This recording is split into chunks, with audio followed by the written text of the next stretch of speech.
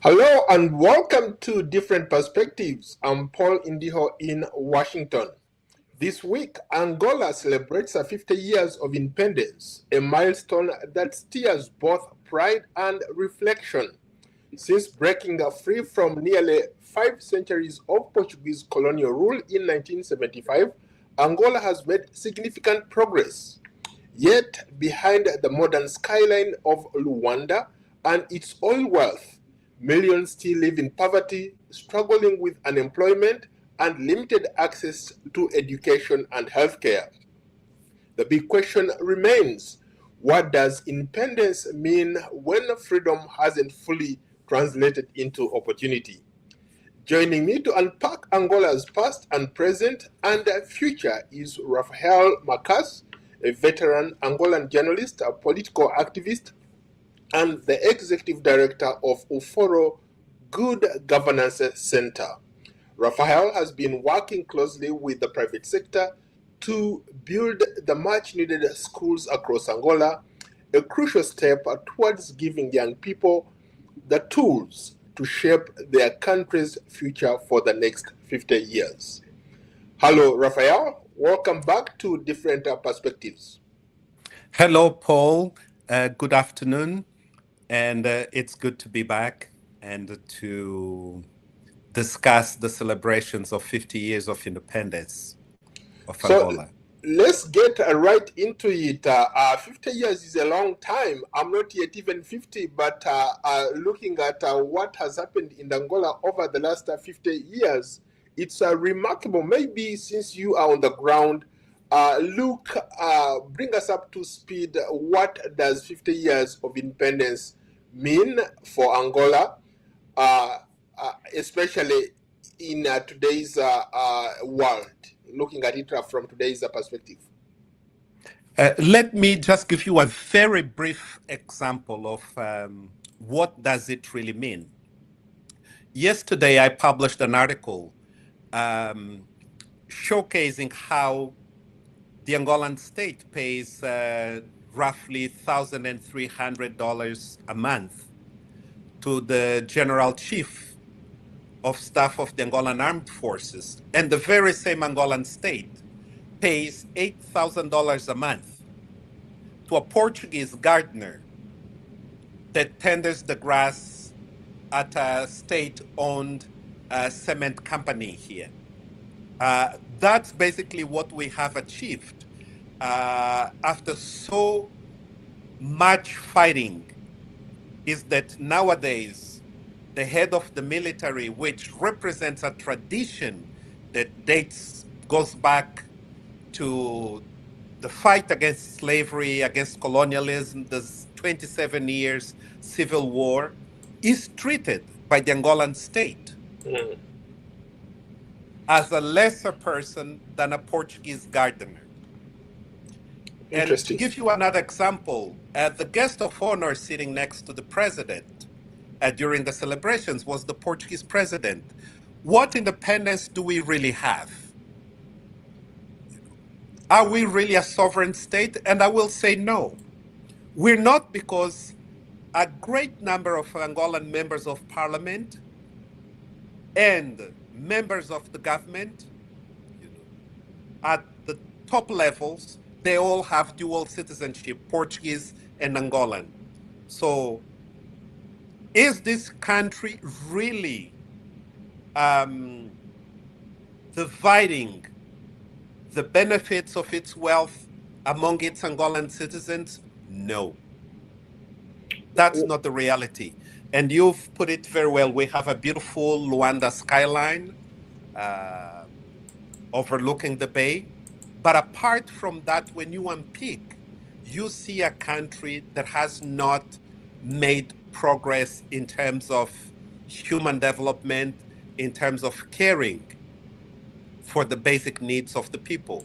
And another prime example, the president in his speech bragged about how Angola made such a huge effort to liberate South Africa. Today, the former soldiers who did the brunt of the fighting, you go now to the garrisons for nearly 2, 3 years, they have not received new boots. And this is one of the largest oil producing countries, the second largest in Africa and one of the largest in the world, and is not able to provide boots for its troops, uniforms for its troops. I made a study, a very simple study. How many military garrisons has the government built or the military built since independence in 50 years? A handful of them. Some not even finished. In 50 years of independence. And yet we have generals who have become billionaires. We have government officials who have become billionaires. We have nowadays a great deal of the Angolan elite. The families of the ministers, many of them live now in Portugal, the wives and the children. So they just come to Angola or have their spouses here in government to loot and send to Portugal. Is that independence? No, it is not.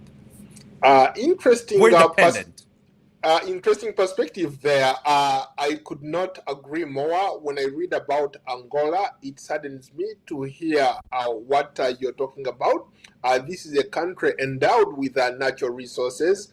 This is a country, if those resources were used properly, that could have maybe a GDP of $5,000. You are a very small country, but very wealthy. In terms of mineral resources. So for you to say that nothing translates into tangible things for an ordinary person is quite a remarkable statement from your end.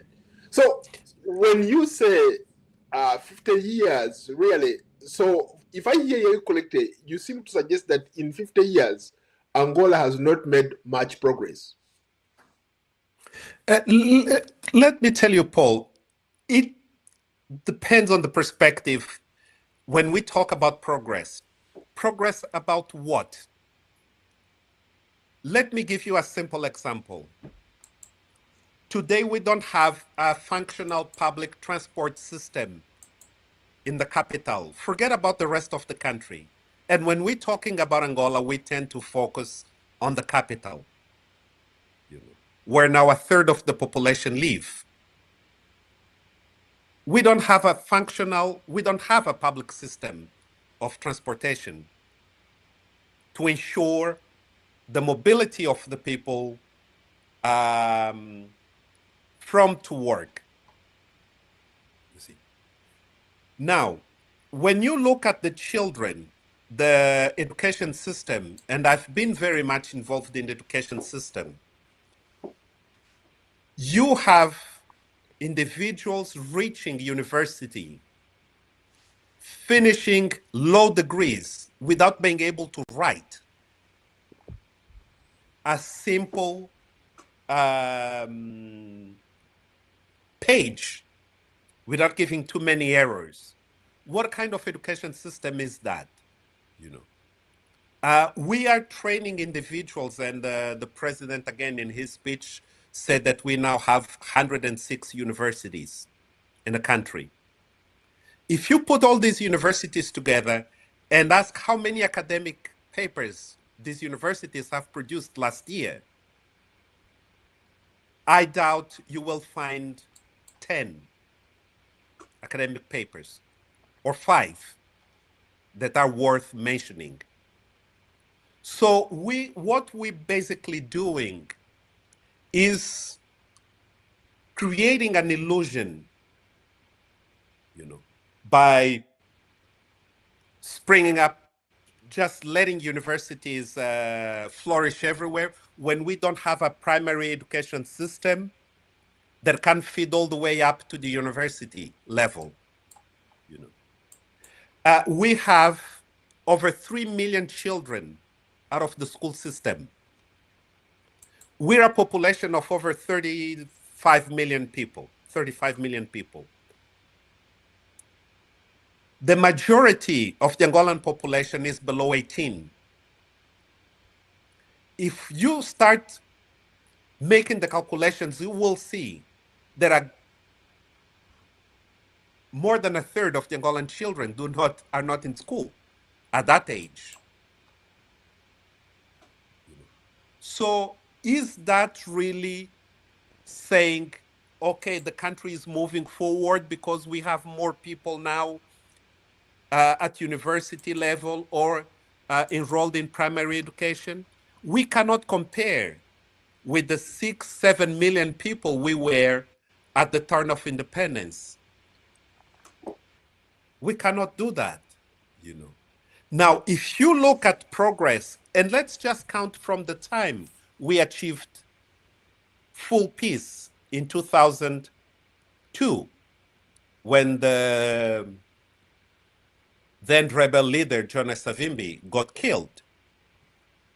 Over 20 years have passed. And what is the situation? We have children eating, entire families scavenging garbage containers for food. We don't have in the country public policies on agriculture, public policies on education, public policies on health. The president has built some state-of-the-art hospitals, beautiful ones, as Trump would say, big and beautiful. Now, have we trained the doctors for those hospitals? No. Are those hospitals able to get enough funding for their maintenance? No. So what happens then is that building certain type of infrastructures has become a way of money laundering and of looting in this country, because every year the president adjudicates billions of dollars in contracts without public tender, because he has that prerogative, to his friends, to companies of his interest, so that some contracts worth $2-3 billion, $5 billion, $1 billion, that money goes, and we are not able to have even to say that the schools that are built, the hospitals that are built, they will be maintained, because there is no budget then to maintain such infrastructures. But Mark, 2 weeks ago, let me do a quick follow-up on what you just said. At least you acknowledge that the government has, in a way, done some good work when it comes to hospitals. There are some roads that have been constructed on behalf of the government. There are other things, good things that the government has done. Yes, it might not translate into tangible things for ordinary people, but at least you acknowledge that the government has done some things on the ground. Paul, let me give you an example. Many years back, I drove an editor from the Wall Street Journal to the eastern part of the country. And I was criticizing the way the Chinese were building the roads and the construction the Chinese were doing. And before we reached destination, not even halfway through, he said, Raphael, not even New York, we have such fine roads as you have here built by the Chinese. So stop criticizing your government because they're doing something good. I said, people call these roads, like we have a term, sort of makeshift roads, because one day they can be beautiful. Once the rain falls, the road disappears. The tar disappears. And I said, okay, since you have that idea, good. And as we drove past the province of Malange, we saw a beautiful school built by the Chinese. And we saw the roof of that school flying. And it wasn't a big wind, just some wind. And the roof flew What a coincidence. right before our eyes. So on our return, the same road we passed already had potholes. And he said, now I understand what you're saying. I can show you roads, and I've done also work on the roads where the government has But already spent. one could argue that that's nature. Even here in the most advanced country, we struggle with high winds. We struggle with floods. I'm sure you watch on the news all the time. Whenever there is like a hurricane, people lose their homes. The roads are washed away. So Excellent, Paul. We don't have hurricanes in Angola. We don't have strong winds. We don't have floods as such. What we have is lack of basic sanitation, which sometimes causes the flooding of some areas because of lack of sanitation, drainage of waters. We don't have such harsh climate conditions in Angola. We're very blessed with that. It's just shoddy construction, that takes billions of ways. So that's what I want to say. And again, if you build a hospital that costs $200-300 million, and the turnout of patients in that hospital is of 10-15 a day, because the hospital does not have medicine, doesn't have proper staff to maintain such equipments. Will you say that health has improved because you have showcasing infrastructure? Because again, when we look at the numbers of people dying in Angola, of the diseases, the preventable diseases that are not cured, and we don't have a primary system of education, of health, like health posts which are functional so that people don't need to go with malaria to the main hospitals. Those infrastructures are not there. So that's what people complain. And again, when you look at the budget of Angola, at the turn of when we achieved peace, Angola had a budget of $11 billion a year, 10, 11. That's in 1975. 2002. Okay. And within a year or two, that jumped to $40 billion. Now, when you ask, where has that money gone to? We don't see the results. Angola fought a civil war for 27 years. That's correct. And we had one of the most seasoned armies in the continent because of our long stretch of war. Now, can you believe that the Angolan armed forces doesn't have boots? Angolan soldiers don't have boots and uniforms? And you will say that there has been a progress? Are you suggesting that with all the wealth that Angola has compared to the other countries in the region, it cannot buy boots for its troops? It cannot buy modern weapons for its troops to protect the country? I wrote an article and I sent you a copy just yesterday. Yes. Explaining how to weapons depots, ammunition depots burned because of the lack of infrastructures. Those were the main ammunition reserves of the country. Interesting. Is that serious for a country of Angola's reputation? Let me follow up. Many young Angolans were born after the war. We are looking at maybe people who are below 30, and you have Yes. like what, 70% of the population is below like 30, right? Yes. Yes. What does independence, if it means anything, what does it mean to them? Despite all this natural wealth that you have, the oil, you are the second largest producer of oil in Africa. Angola continues to struggle with basic inequality, poverty. You talked about education. You talked about healthcare. What has this translated into 50 years of independence? What does this mean for an average young person on the streets? It has meant lack of education, lack of opportunities, lack of health.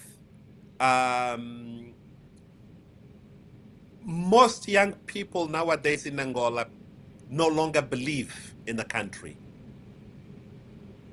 And many want to find a way to their way abroad. A country as rich as Angola, and it's not just oil, we have diamonds, we have all sorts of minerals here. We have water resources, we have everything a country needs to develop, except brains and goodwill. What Angola is facing nowadays is a classic case of new colonialism, in which the colonial infrastructures were not dismantled. The colonial mindset was not dismantled, but captured by those who came into power and continue to rule the same way, with the same mindset of extractive mentality to take from Angola to place it in Portugal. Some who think of themselves being smart no longer put all the eggs in Portugal. They're diversifying the laundromats. Now it's Dubai. It's the Emirates. Some are going as far as Latvia and some of those countries to buy properties there for money laundering. The point is, if you look around Africa and you draw a list of multimillionaires, you will find that Angola might be topping that list. That's correct. Because it's not wealth acquired through private enterprising. It's acquired through looting. And as an Angolan... I thought that was the disease of the previous regime. This regime was trying to do better to make sure that people are equitably, I guess, part of this country that we call Angola. President Lorenzo was always part of the old regime. He was Minister of Defense under Dos Santos and Deputy Speaker of the National Assembly. His wife was the Minister of Planning for 12 years under Dos Santos. It's the same regime. The difference is that Lorenzo came up with a speech to distance himself from José Eduardo dos Santos and replace some of dos Santos' top cronies with his own crew of looters. So how would you describe how the ruling party, the MPLA, has managed to maintain political power for over 5 decades, and yet you are dealing with these issues? How are young people able to keep this regime in place when nothing has changed and they just keep on enriching themselves? It is not that difficult. For many years, it was through the civil war. After 2002, there was a sort of gold rush. Everyone wanted to come to Angola. Americans, Chinese, and everyone. And the Chinese came first. to aid with the national reconstruction. And the West was trying to pander to get equal opportunities as well. And the relationship with China went sour. And we haven't seen the great benefits of that. And now it's the time for the West to return in full force. You hear time and again the Lobito corridor. Yes. I actually was That's going the to ask you entry something about point that. Yeah. of the West. You will never hear that the Chinese were ready.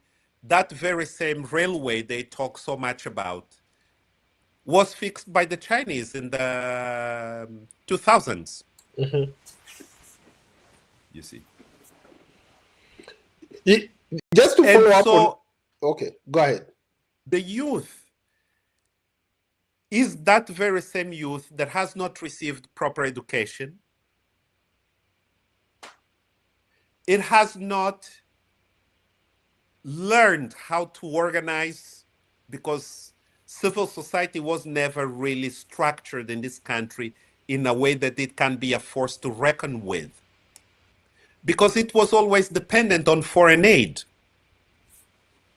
And the difference is when you look at other countries in Africa where much international support has been poured in to civil society, the international support for civil society in Angola was always negligent, piecemeal. And all the wealth of the regime was used to either bribe people or to strengthen the repressive apparatus of looting. So it's a country that has been left in such a state that you don't even have a functional opposition. You don't have a structured civil society. And that's why we continue to lend our voice and write and speak out, so that the government understands that even though it does not have a structured opposition and civil society, there are voices here that will say stop. You brought up the issue of the Lobito corridor. Let's go back to that issue. The United States has praised Angola's regional role through that Lobito corridor, right? So what does this partnership signify, especially for Angola's geopolitical influence in Southern Africa? The majority of Angolans don't really understand what they're talking about. That railway was fixed by the Chinese and has always been transporting, since the Chinese fixed it, transporting minerals from DRC to the Lobito port for export. This has been going on. One thing is to say, look, we, the West, want to invest to improve this infrastructure. The other is to use it as a political discourse, as a political narrative of Angola doing something regionally. No, the railway was always there. It was destroyed during the war, and the Chinese fixed it. And now what the West can say, and the US can say, is that they want to revamp what the Chinese have already rebuilt. But again, our history in Africa is of erasing the past, as if the Chinese have never been there. No, the Chinese were there. They're the ones who fixed the railway. The company which is managing it now, is managing something rebuilt by the Chinese. And that must be said, because most Angolans don't understand what is this mambo jumbo of the Lobito corridor. Yeah. How about for people who say, for example, that the civil war left deep scars in the population? How has the Angolan government, the ruling party, addressed issues such as reconciliation and rebuilding the country since the war ended? It hasn't really done much. Basically, the war ended with UNITA's defeat. And the Angolan armed forces became the main pillar of reconciliation by integrating the remnants of the UNITA's army, generals and personnel, into a unified army. And that has been the main pillar of stability and reconciliation in the country because we've never had any other formal process. The main process has been the army. And it is the same army. That's why I keep mentioning the army, because it is the same army now that has served as the bedrock of reconciliation in the country, that is left now with no barracks, no boots, no food, nothing. And 10% of our budget goes to military defense and security expenditures. And at the end of each year, that budget is overblown because of expenditures made out of the budget. While the budget allocated for education sometimes is not even 5% of that budget is not allocated a year. So where does the money that is earmarked for the army goes to? Someone is pocketing it.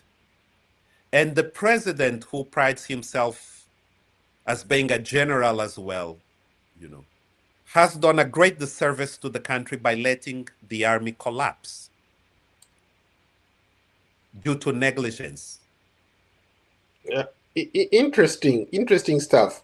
Now, in case you are just joining us, we are live. We are streaming live on all social media platforms.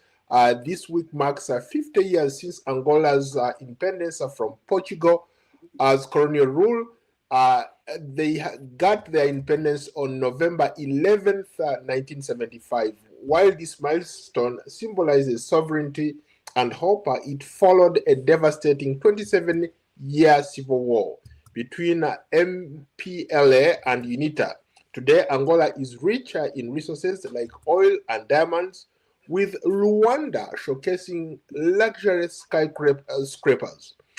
However, behind this modern image, many Angolans live in poverty, with over half of the population surviving on less than $3 a day and facing high youth unemployment. And my guest today is Rafael Macas, a veteran Angolan journalist, a political activist, and the executive director of UFORO, Good Governance Center.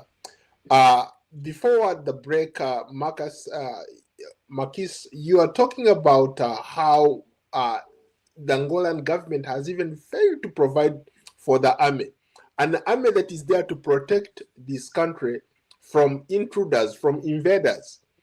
The country has failed to at least even give them basic necessities. Yet Angola is considered one of the richest countries on the continent. Absolutely. And if you look, you mentioned the borders. There is no country that has been so overrun by illegal immigration as Angola in the past 10 years. Basically, we have open borders. The country has been overrun. You go anywhere in the country, you will find people from all over Africa. We have no border control. But then one could argue that that's a problem for every other country. Look at the United States here.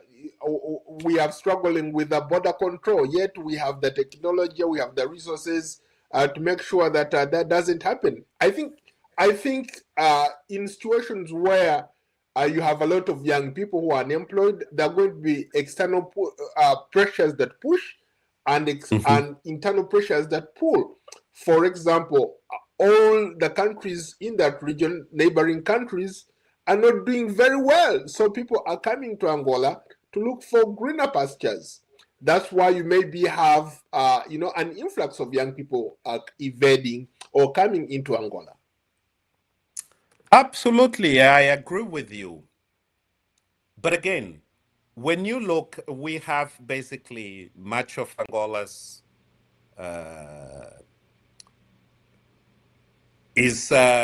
we have the border with the Atlantic Ocean. Even people sailing across and making it to Angola in boats, no problem. The main point is this is a country, a militarized country, a militarized regime. And we have a militarized regime that let its own army collapse.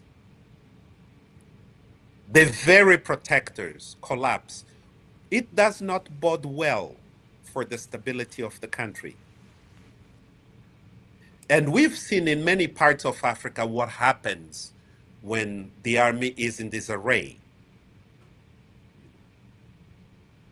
The infighting, the factions, and the troubles that come with it, you know. And we have, and you've talked about the memory of the war. The younger generations no longer have such memories.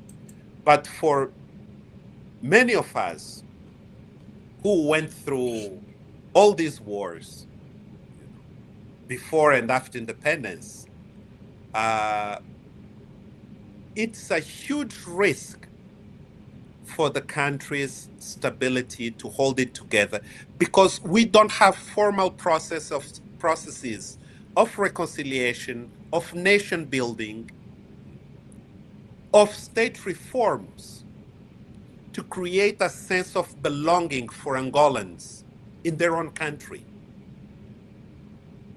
That's what creates a situation of great danger, even for those who come looking for better ways of living. That as long as everything is quiet, are very welcomed because Angolans are very peaceful until there is trouble. So it's really important to bring out these issues so that those in power and those surrounding Angola are aware of the predicament we find ourselves in at the moment. Because it can have ripple effects in neighboring countries. Um, So, that's my point. okay, so earlier you talked about how the Angolan armed forces are underfunded and are demoralized despite the government's opulence. How does this reflect on the big picture, the broader governance challenge?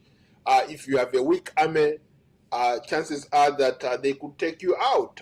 But at least we haven't seen that in Angola. We've seen a series of coups happen in West Africa. We haven't seen that in Angola. Uh, Going back to the points that you made, saying that the army is underfunded, Because demoralized. sorry, Paul, because everyone thinks that Angola is that strong. So it's not in people's mind because there is that thought these guys fought for so long, they have an organized army. And that is not the reality anymore. And that's why, as a journalist, as an investigative journalist, I've brought this issue up, because of the dangers it poses to the security of the country and even the region. So that we can discuss that when we talk about the skylines, great. You build skylines, and in 50 years, you're not able to build, a handful of barracks to house properly. We have, and the barracks, the existing barracks are colonial ones. Interesting. Where the general chief of the general staff works is colonial. Where the head of the army works, the head of the air forces, navy, it's all colonial infrastructures. Mhm. Some have been upgraded, some remain in disrepair, but in most of them, you don't even have running water. Running water, you know. You don't have basic sanitation conditions. So what is the worth of showcasing skyscrapers, high rises, when you don't provide the basics? The same goes to schools, and we've already discussed in this program. Mhm. You know, most of schools in Angola, primary schools and secondary schools don't have running water. You know, But how does the government in power justify 50 years of independence and they don't have like a structured system for primary education, secondary education, even university education? There is no funding for education. From what you said earlier, you said that over 3 million children are roaming on the streets of Luanda and other major cities. How can a country or a regime that has been in power for so long justify that? as any other crooked African regime justifies. You blame it on the colonialists, you blame it on the opposition, you blame it on someone else, and you make promises that you're not going to be able to comply with. In the State of the Nation address just last month, the president said, I have $500 million to make primary education priority in the country. Where does he take the $500 million from? From his pocket? That is not reflected in the state budget. You know, what the president has to announce is a budget because he's the head of government. Is the So, state budget saying, okay, here it is earmarked, this much money we've put down for education. Not in a speech, he says, I have 500 million for education. Is he taking from his father's account or his heirloom's account? No. are you suggesting that the Angolan government just runs like that without even a budget? Of course, our budget is a fiction. In the past 8 years, the president has spent over $1 billion traveling on his trips abroad. And he's not been able to deliver But barracks for people the just soldiers to re-elected protect him. him. People just gave him another mandate. Isn't that confidence in his abilities to do the job that he was elected to do? Will you say Samia Suhulu got a mandate from the Tanzanian people? Well, you know, democracy is all relative. You could argue that Samia Suluhu Hassan won with a 98% of the vote. It's a mandate of the people. That's what the ruling party has said. Exactly. And my president also made a very memorable speech in which he said, hunger is a relative concept. So, meaning that people complaining that there's hunger and famine in the country are speaking from a different concept than his. So And you he mean has the legit he's and he has the oblivious to the legitimate concept. so he's oblivious to the fact that there are so many people in Angola who are going hungry and they can't afford to eat. In a way, he's become the Maria Antoinette of our times. Absolutely. And for him, it's just people don't want to work. And never mind, there are no jobs to apply to Mm. because the economy is down, the private sector is not growing, more companies closing every day. And if you ask him about the economy, he will say he's earmarked this much money for agriculture or for the diversification of the economy. It's buzzwords that Angolan leaders have been using for the past 20, 30 years, and they use the same words. We will diversify the economy. We've given this much money to an investment bank to support local businesses. And they're the businessmen who will basically have access to that credit. So it's all twisted. So, And the same way Paul Biya at 92, 93,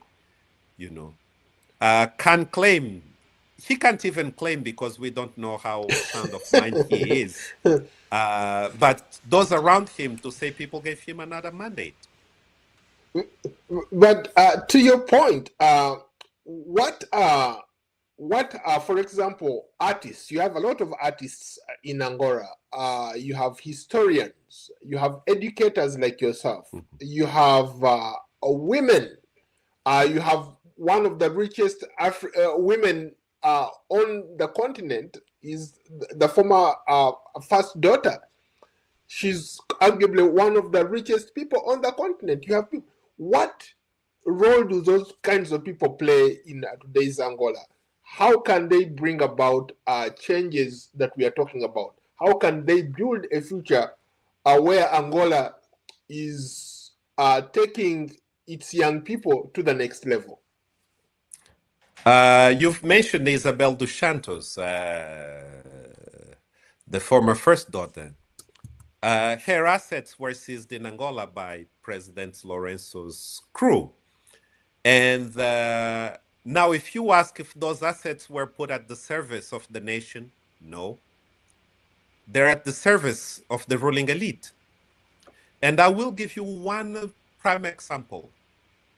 The cement company, which the government nationalized and seized, and Isabel dos Santos was a majority shareholder there. It's the company that has a list of around 70 expats between Portuguese, Colombians, Mexicans, Dominicans, you name them, Hispanics. They make $13 million a year, those expats, which is far superior, than the 1,000 Angolans working for that company. It's the same company that the state pays the head of gardening in a cement factory $8,000 a month. Mm-hmm. The head of the canteen, who's Portuguese as well, makes $8,000 a month as well. Wow. And an Angolan head of department at the same company makes less than $2,000 a month. What? Yes, absolutely. So that's why when I mention new colonialism and I say what this ruling elite has done basically was to capture the colonial structure and use it to its own advantage and to keep people down. And that's why when you have foreigners coming as consultants to Angola, they will make far more money than any Angolan, even if Angolans are more qualified. Interesting. Now, I hear you say that the Angolan government or the Angolan system is still a very much elite-driven system, as opposed to having genuine political or economic reforms under President Lourenço. It is a racist-driven system.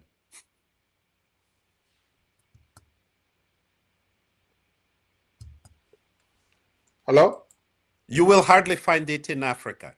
It's a racist-driven system. So, racist, what do you mean? Can you maybe explain that for our audience to understand? So is it because you have an influx of these white Portuguese people who have lived in that country, quote unquote, call Angola their home, as opposed to Angolans, indigenous Angolans who are there maybe at the service of some of these people who have come to Angola.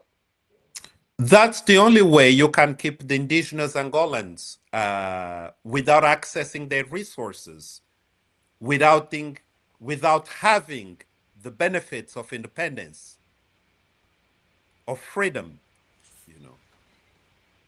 This is a government that will even facilitate an Eritrean businessman to flourish in the country, but not an Angolan unless that Angolan is a member of the ruling elite or is someone of interest to the ruling elite. Otherwise, no way that person will be able to prosper in the country. And it's very racist in that sense, because in this company, I'll give you another example. There were many Zimbabweans working there as well, Zimbabweans, South Africans, and others, other Africans, which make 3 times less than their European or Latino counterparts.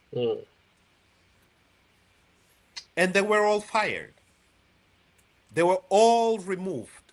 Because they raised an issue, a legitimate issue of equal justice, equal pay. Absolutely, because some said, but this is your country.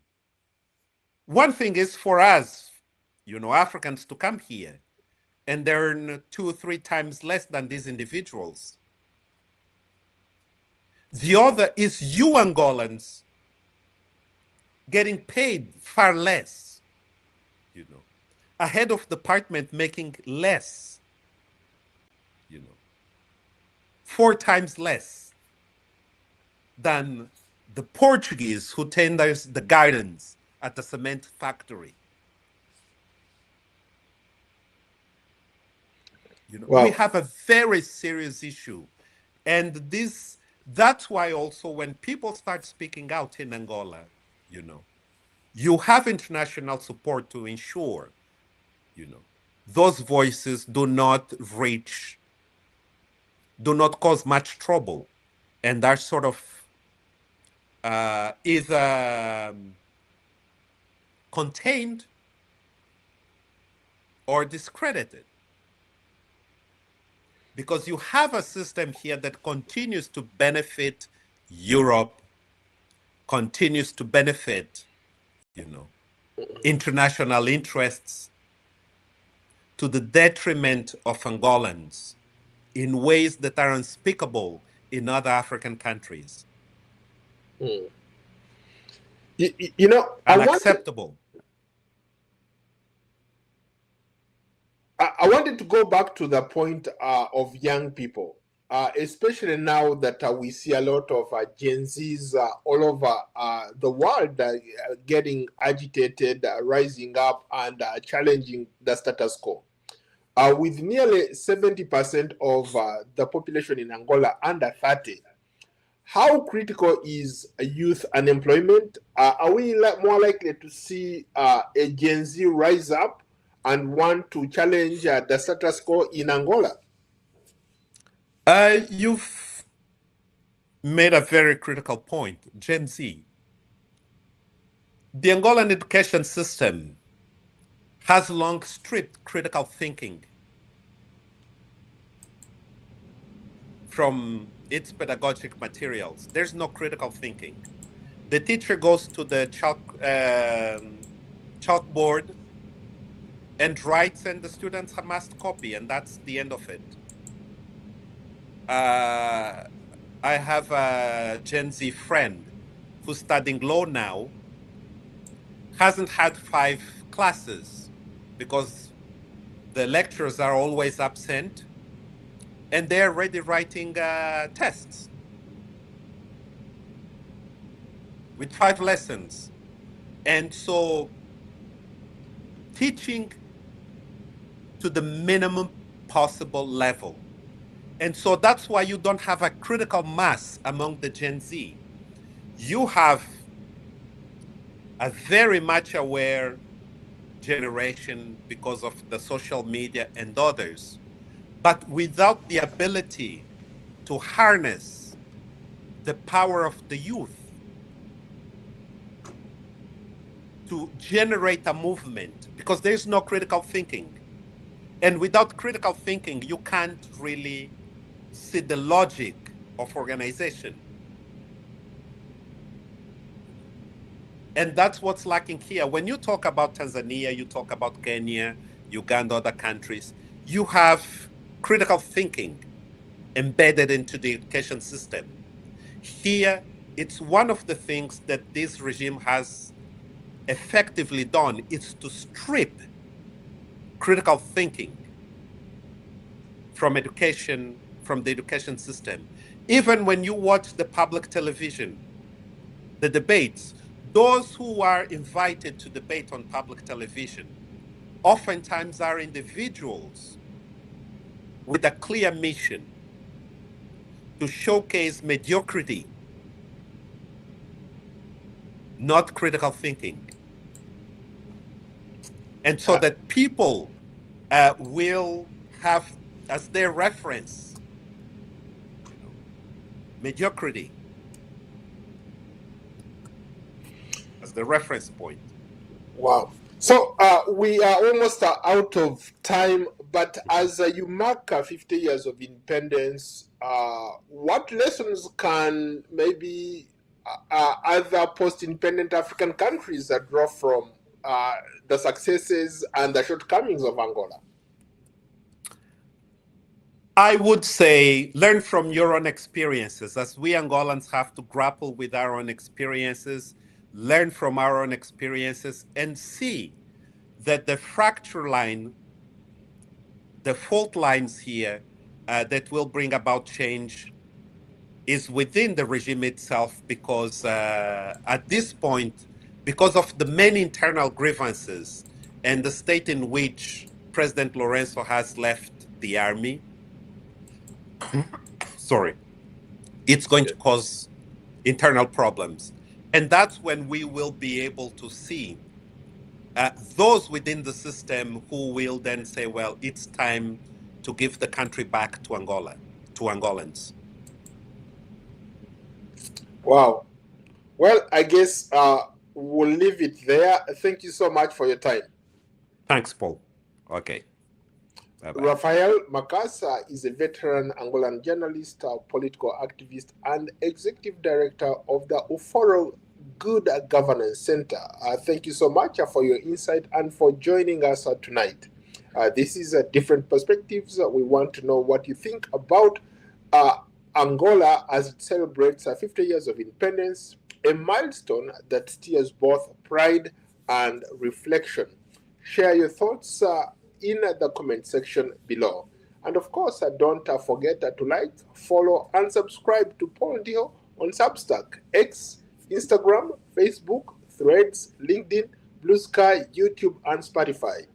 And stay tuned for continuing coverage on this platform and across all our social media platforms. Thank you so much and good night. Stick around for a minute, okay?